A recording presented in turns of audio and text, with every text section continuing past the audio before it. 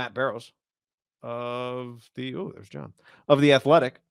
The Niners are unlikely to pick up Javon Kinlaw's fifth-year option. His fifth-year option would cost $10.4 million. He was the 14th pick of the 2020 draft, which was, 11 spots ahead of Brandon Ayuk, whose fifth-year option is going to cost $14 million and feels like a no-brainer. Did you see Bob Myers talk about, they knew he had been hurt early in the year, but then Gary Payton literally just played against them, so they assume, he had overcome the injury, and then when they make the trade and they see him, he's clearly has a torn whatever inside, in his oblique. Abductor. Yeah, and he had been telling them, we'd been shooting it up, I've been playing through pain. They just said, keep gutting it out. It's kind of like that with Javon Kinlaw at the Combine when the entire league sees that he's got a degenerate knee. The difference is most teams are like, we can't draft this guy because of that knee. And the Niners are like, pick 14, take Javon Kinlaw. And then through 3 years, it has been an utter disaster. An utter disaster. And at one point in time, you and I and most people were pretty adamant, just get him on the field. He's big enough. He, at minimum, just might not be a positive, but he's definitely not a negative. Those clips in the last game were completely embarrassing. Now, I get he's playing a Hall of Fame center and another Pro Bowl guard. Everybody gets blocked. Bosa gets blocked. Micah LT gets blocked. JJ Watt gets blocked. It's another thing to get tossed like a high school game. Like a guy getting tossed playing the guy that's going to Alabama and it's me or you lining up against him. That's how it looked. I don't know how you ever recover from that game because this year was a joke for him. And it's no fault of his own, but his knee shot. It's done. And I don't think he's a lock to make the team because I don't think you're doing this again with him. The money's the money. You get a 4-year contract. And I think, if you have two first-round picks in a given draft, under no circumstances can both guys be non-fifth-year option guys because that's just beyond a disaster. In a perfect world, obviously, you want both guys to be picked up. But at minimum, one of them has to be a no-brainer.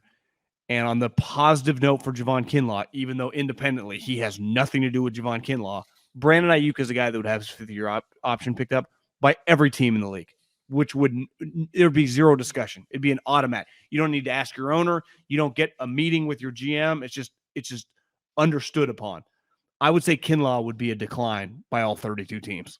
So it's not even you get a guy like McGlinchey would be a guy. He is not a lock every team in the league picking up his fifth-year option. Some teams might have a backup they think's better, but teams definitely. He's an NFL starter. He'll be an NFL starter. Yeah, and he's, more than enough teams would pick up his fifth-year option. You agree Kinlaw is 32 teams in the league declining his fifth-year option? Yes. Yeah. I mean, he's played 10 games the last 2 years combined. And not just 10 games, but let's not act like the incident in camp didn't happen. It did happen. So it became a distraction in a way also. And he was proven wrong. And wrong. And I think the strength issue, I'd be curious, to talk to Chris Kasarik. Why is he not, because you've always talked about this, sometimes size doesn't equate to strength. But if you don't have a strong anchor, it can also make you, if you don't have a good base, it can weaken you significantly. Does that have anything to do with it? Well, how do you do squat and lower body exercises with a knee that doesn't work? Now holding the point of attack is probably more. I bet if we just went around to D-line coaches, it's probably more your lower base than it is benching. It's right. It's your feet, and he could not. His legs just moved as Kelsey. Kelsey is not that big of a guy, but leverage, power, quickness, they embarrassed him. I mean, they embarrassed him to the point where I don't think you recover from that. Well, part of it is there's no high highs. Okay, you have some low lows. That's fine. That happens to everybody. But what are the highs? Where were the flash plays? Okay, you're not going to get that. Well, will you get some consistency of at least we know for 22 snaps a game, you're going to plug holes in the run game? They haven't gotten any of that. And the other part of it is opportunity cost. We know the defensive line coach for the 49ers is really good at taking players who cost less than $10 million and making them, at worst, rotational starters. So if you're given the spot to this guy, You're not giving it to somebody else or to somebody's who might be able to, contribute in a bigger way. So he's $10 million on the option, but that's in 2024. In 2023, he's making what? $4 million on the cap. 4.9, excuse me. And So if you 5. cut him, it's 4.9. So the cap hit is the same as the dead cap. So you really you can afford, you make the decision based on what's best for your team. 100%. It's not the dead cap is 7 and his salary is 2, and you're like, well, we'll keep him around. And I would say, So based on health / performance, I would say his roster spot's going to be in major jeopardy going into training camp, because there's nothing he can do. It's not like he's going to be OTAs. He can't make it through 3 years. He doesn't practice very often. Well, it's tough with the knee. Is he going to be able to put in the greatest offseason of his life? Right, he can't go on the Bosa offseason plan. Probably, he requires rest. I think that's a good lesson for them. They learned with Solomon Thomas, right? You got to be careful with character, like the size, the physical characteristics really matter, and he was overmatched. But it wasn't because physically he wasn't falling apart. He just didn't have the physical characteristics. I think they went the opposite on this, where there's question marks. He's bounced around JC, but you just see him, and you and I have stood close to him. He is a mammoth of a man. If you just said this is a healthy individual and you had never seen tape, every single team in the league would take him, right? We'll just figure it out. It's like the Eagles left tackle Jordan Mailata was strictly drafted off being 6'6", 330 pounds. He had never played football before in his life. So I understand taking a huge swing in theory, but not when the red flag's on a knee. That's. And listen, sometimes a big person medical. Yeah, Leonard Williams. Remember when Reggie McKenzie, I haven't heard that name in a while, was deciding between Amari Cooper and Leonard Williams. And ultimately they went with Amari because Leonard, remember, had people thought he might need shoulder surgery. And he has gone on. I don't know if he ever got it, but he's had a fantastic career. But Leonard Williams was a really good player in college. At USC, was not he had to go to JC. He was at this little school, Taft, and then he transferred to USC. It was Javon was all over the map. I think it was a double risk on a huge swing that just was a swing and a miss. Well, it's also, remember, it was also a draft for need. It was we're replacing DeForest Buckner. So emotions were high. I think that was part of it.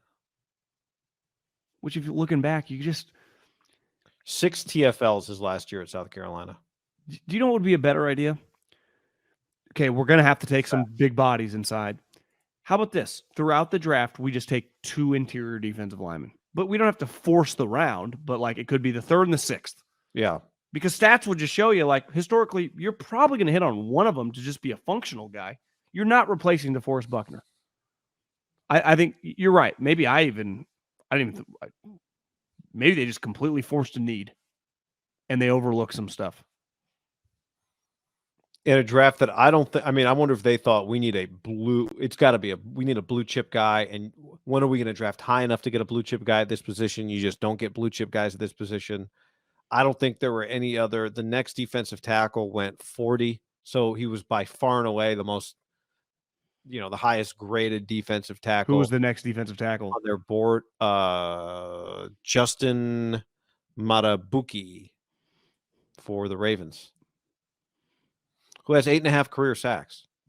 I haven't looked, but he played 16 games this year. I don't know this, and I will gladly take that. Started 16 games this year. I'd rather have Motabuki than I might be saying his name wrong, but Kinlaw's got, what did I say? How many sacks? I think he said he had 6 career TFLs at South Carolina. No. His last year at South Carolina, he had 6. Well, guy, he only played 2. They were all sacks. He was there for 3 years. I think he transferred in redshirted. Yeah, wasn't he a junior college guy? He went there originally. Something happened, left, maybe committed. Something weird happened. Neville Gallimore. The thing with him was Cowboys. He's up and down, but if you throw in their 3 best opponents, Georgia, Clemson, and Florida, watch the tape. It's Okay, so he gets up for the Yankees. Like part of like, how does he play against? Like he just doesn't try against the Orioles. You know, like I hope he's getting up for Georgia. So he's just mailing it in against fucking Kentucky. That was the thing. He had a couple sweet plays in their 3 big games. I think a bowl game and definitely Clemson and Georgia. It's like, oh my God. It shows you like it's a little bit in basketball, the NCAA tournament effect. You just got to be very careful with that. You know what I like? Will Anderson kicked ass for 3 years. You know what I like? Every time Justin Jefferson got the ball when he played in his career, made plays. You know what this guy did? Started for 4 years. Good player. Yeah. Every day, answered the bell. Had a bad game. He's human. But for 3 straight years, 90% of them, high-level games. Got better every year. Good guy. Everyone likes him. No medical. I think sometimes, I know this for a fact, and I've talked about this. The Eagles got out of the business of like trying to outthink the room and just like, who's the most consistent player on the best teams? Are they available? Because if they are, just give me Devontae Smith. Oh, is he too small? I remember a buddy told me, because I was like, God, he looks like he weighs 110 pounds. And he legitimately, I think, weighs like 165 pounds. It's like, John, do you understand that in practice, when he's smoking Patrick Surtain, he's 165 pounds? Do you understand when he's destroying LSU, he's 160? He's played like this since he was 1. He's always been skinny. And he kicks everyone's ass his entire life. The only other question he could have answered if he'd been like hit a lot by SEC defenses, but those guys were so wide open. I don't know how much they really got hit. But like he was got playing open. the biggest, fastest defenders also. I think with him, you'd be like, well, I'd ask for some practice tape. And I think he was working people in practice.